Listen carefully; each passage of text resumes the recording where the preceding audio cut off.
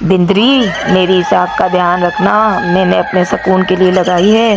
तुझे पता है ना सर्दी कितनी है जंगल में परिंदे भी फिरते रहते हैं।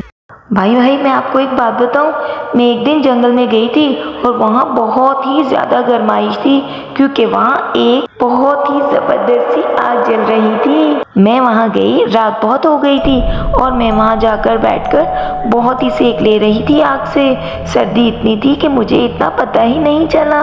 मुझे तो बहुत मज़ा आया। वाह, आज तो मैं इस आग को लेकर ही जाऊंगी और अपने भैया को इसका मजा दिलवाऊंगी, क्योंकि मेरे भैया को बहुत ज्यादा बुखार हो रहा है। अच्छा, तो ये यहाँ ये प्लान कर रही है। अभी जाके बताती हूँ मैं, मलका को बताऊंगी, खुद खबर लेगी इस चिड़िया की।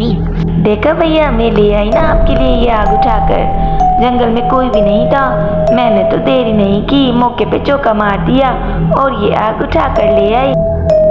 मलका, एक पीली चिड़िया आई थी और वो जंगल वाली आग उठा कर ले गई है। आप अब उसकी खबर ले लेना, मैंने उसको खुद देखा है ले जाते हुए।